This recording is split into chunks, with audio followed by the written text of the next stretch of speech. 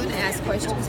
Yeah, so I'm at the African American Gospel Digest booth here at the PJ Birthday Show at the Orange County Convention Center. And I have here a special guest, Ms. Ramona Harriet.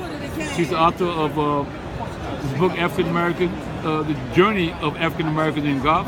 It's a great book, The Mr. Lincoln History. It's a great book. I've read it myself. I have it, and I recommend it to anybody and everybody.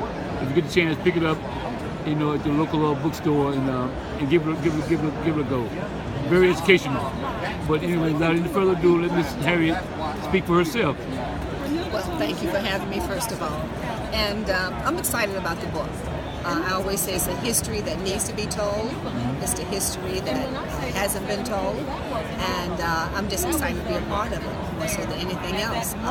It goes all the way back into the late 1800s, all the way up to 2015. Starts with John Shippen and Shady Rest, which I understand you have had some experience with also. Be introduced to a little bit about the history of John Shippen through my chairman and Chelly, Thurman Simmons and Ruby Simmons. Right, yeah. So and they're doing opened my eyes, and the rest I got addicted after that. Yeah, and they're doing an awesome job, Thurman and Ruby, with the John Shippen Foundation. But the book basically chronicles the history of black golf and black golf history, and it's a little different. Because what I did was I tried to break it down into categories. So we have a golf directory, which lists black golf facilities, HBCUs, inventions, businesses, etc. Then it tells the history of the pro golfers and the amateur golfers. And then it goes all the way up to 2015, which even tells about the current golfers like Harold Bonner and Cheyenne Woods and Sedina Parks and the others. So I'm excited about it.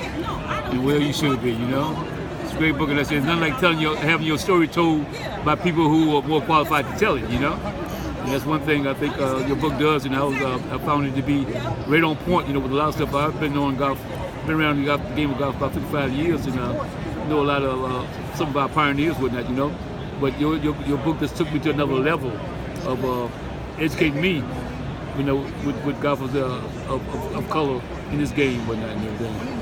Well, the way I just like to tell the story about the way I decided to write, the reason I decided to write the book, and that basically was my traveling exhibition that I have on black golf history. Okay. People would come to the exhibit, and then after they viewed the exhibit, they would say, well, we want more, so we can go home and we can teach our kids more about it. Or we can, the teachers would say, we want to teach our students more about it. And so that's how this came about. Okay, demand the people, huh? Demand of the people. We expect to see whatnot stuff. Great. That's right. Yes, Well, I'm glad they did. So we are all the beneficiaries of it, Yeah, so so good that's thing how they it came did out. that. And then I have a book coming out now, African American Golf History, Brain Aerobics. And basically, this is an activity book that teaches black golf history. Through aerobics?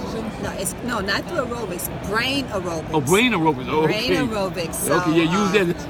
Yes, that's a muscle that don't get overused by no means. That's right. So crossword puzzles, quotograms, cryptograms, decoders. I even have a bingo game in there that I call 4. So instead of hollering bingo when you win, you say 4 when you win. Okay, like on the golf course. Right. And it's broken down into 3 parts: the front 9, the back 9, and the 19th hole. Fantastic! I gotta get into that. Still play, go. Put Scrabble down. Yeah. So Scrabble down and pick up 4. Pick up 4 and learn about black golf history and have fun at the time. And growing the game at the same time. Same time. All that contributes to growing the game. That's right. Same time. Yes. Wow, that is fantastic. Glad to hear that. So, like, you're a busy lady. I know you're a busy lady. You got a lot of things, a lot of irons in the fire, and you wear quite a few hats with that. Yeah. But not too bad for an old lady. Hey, I hear you. Hey, you're younger than you think. But anyway, we're glad to have you here at our booth and everything, and we're looking to hear some good things from you in the future. Well, thank you, and I just want to say it's an awesome job that Debert is doing. Absolutely. Is she amazing? Yes, she's amazing, and I mean... tirelessly. Yes, she is. Yes, and I think it's awesome, and I just hope everybody supports her because she's doing a fantastic job. Yeah, she's a lady with many hairs herself, but she gets it done and always have time.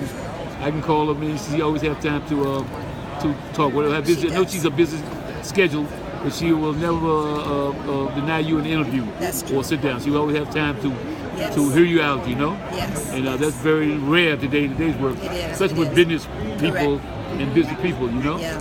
But she's a great person, and I'm glad really to have known her, you know. Great person, a great businesswoman. And great businesswoman, absolutely. Yes. You know. Well, Miss Harriet, thank you very much, and I hope that you enjoy the rest of your stay here during the President Day show. But you are a veteran at. You've been here so many times, you know, in the past. But you enjoy the rest of your stay, and I enjoyed the interview.